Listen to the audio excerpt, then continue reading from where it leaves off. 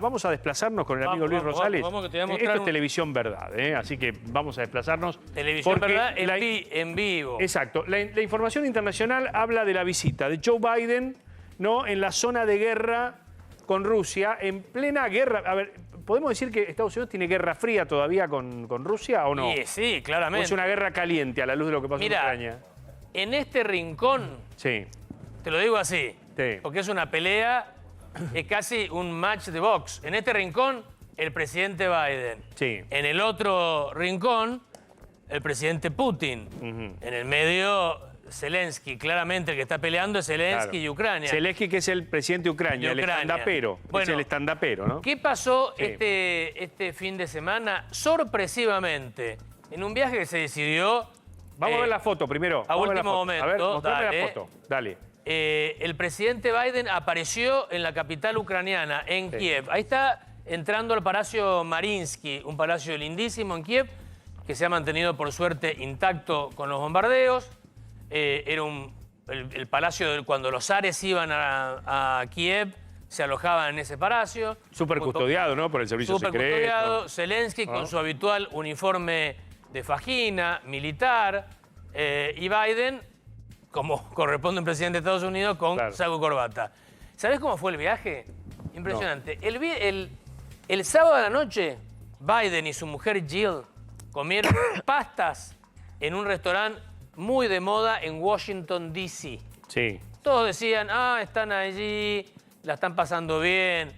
Desaparecieron. Y no se supo nada de los Biden, que es raro para un presidente de Estados Unidos, se lo va monitoreando permanentemente. La prensa sabe dónde está. No se supo más nada de Biden hasta que apareció en Kiev el martes a las 8 de la mañana. Es como cuando Clinton, Bush visitaban las tropas en el Golfo Pérsico, por ejemplo. De sorpresa. Que de sorpresa caían. A ver, vamos a sumar a Adrián Sack, que está en Estados Unidos. Dale. A ver cómo toma Estados Unidos esta visita del presidente allí a Ucrania. Dale. ¿Cómo te va? Hola, ¿qué tal? ¿Cómo están todos? Hola, Adri. Bueno, sí, los estaba escuchando. ¿Cómo estás, Luis? Los estaba escuchando ahí muy atentamente. Bueno, aquí, digamos, hay un apoyo generalizado a que Estados Unidos justamente ayude a acelerar el fin de la guerra, aunque hay una imagen de triunfalismo que es bastante fuerte, ¿no? Hace rato, ya que se le fue diciendo a la opinión pública estadounidense que esta guerra podía llegar a ser larga, pero que Putin estaba acabado. Bueno, algo está pasando porque últimamente, las últimas 2 semanas, hubo informaciones constantes acerca de que las Fuerzas Armadas ucranianas se estaban quedando sin municiones y que Estados Unidos, ni siquiera Estados Unidos, podía fabricar municiones o proyectiles al nivel que pudiese satisfacer la demanda que necesita Ucrania, defendiéndose de una ofensiva o una contraofensiva rusa, la contraofensiva de primavera, como aquí mismo la llaman también, que bueno, se podría quedar, Luis lo puede decir perfectamente, con esta ciudad estratégica de Bakhmut, no sé cómo se traduce al español, pero Bakhmut. Sí, exactamente. Bakhmut. Todas las traducciones, viste, del ruso al ucraniano son más o menos como podemos, te diría, porque hay... Obviamente se pronuncian de una forma, pero bueno, es muy difícil leerlas, porque en realidad originariamente están en cirílico, entonces es muy difícil. Ahora, para terminar lo de Biden y teniendo el mapa aquí, lo interesante es cómo llegó. Llegó en el avión que no fue el Air Force One, el que habitualmente, sino otro de los aviones de la flota presidencial, que pasa más desapercibido, menos ostentoso, aterrizó en una ciudad fronteriza de Polonia con Ucrania. Y de allí, tren desde la frontera con Polonia hasta Kiev. Un tren, el presidente de los Estados Unidos, 10 horas de incógnito, en secreto, recorriendo territorio que potencialmente podía ser bombardeado por Rusia. ¿Y cómo lo cuida el servicio secreto arriba de un tren? Se le avisó a Rusia que iba a estar Biden recorriendo esto y que se tuvieran las consecuencias. ¿Se le avisó a Rusia? Se le avisó a Rusia minutos antes. Atención que... bueno.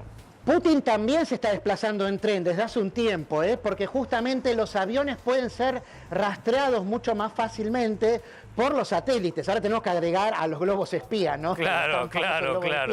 Pero pero se está desplazando desde hace aproximadamente 2 a 3 meses en tren, que teóricamente habría que saber por qué, ¿no? Dicen que es más seguro y más difícil de defender una posición atacada con un tren que hacerlo con un avión que puede ser derribado de una manera mucho más fácil, más certera, ¿no? Adri, recordá que el coreano del norte, Kim Jong-un, le tienen miedo a los aviones. El padre le tenía miedo a los aviones, no andaba nunca en avión, pero el hijo, el que está ahora en el poder, el dictador norcoreano, no le tiene miedo a los aviones y se desplazan los líderes norcoreanos en un tren ultrablindado.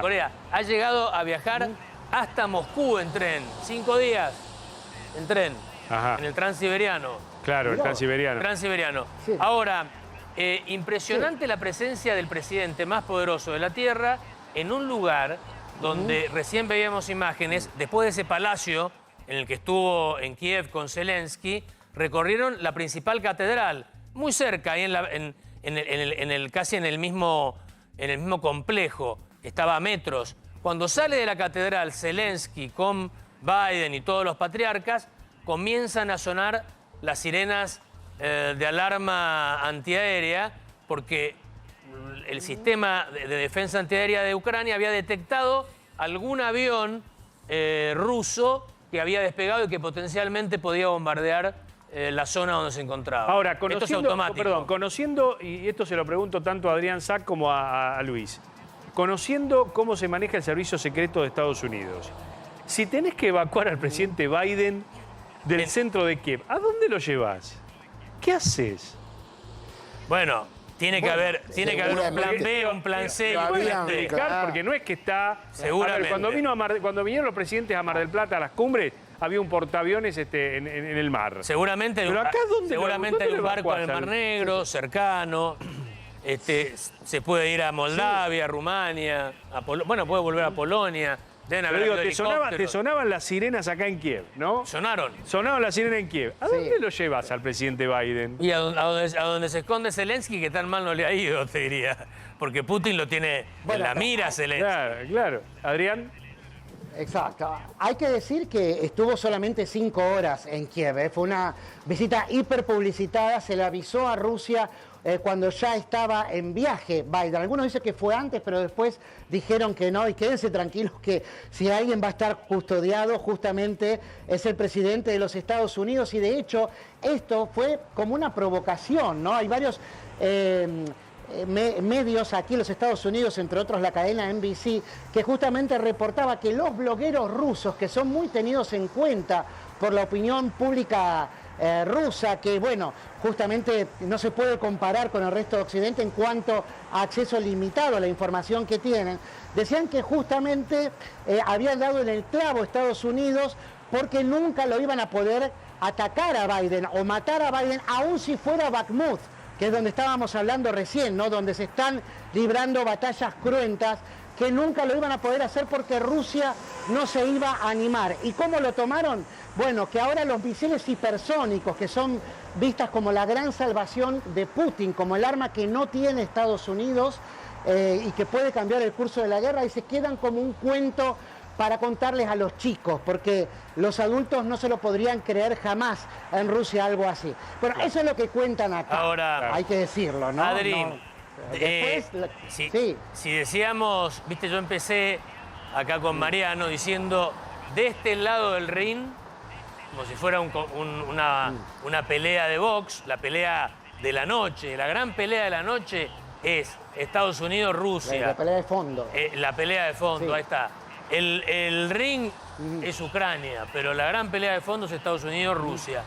De este lado del ring, Biden visitando Kiev. Del otro lado del ring, Putin en el Estado de la Unión, en el discurso del Estado de la Unión, anunciando que Rusia se sale, deja de cumplir, suspende su participación en el Tratado de No Proliferación Nuclear. Es decir, no se lo va a poder controlar más a Rusia en cuanto a si proliferan o no las armas nucleares. Claro. La amenaza nuclear nuevamente.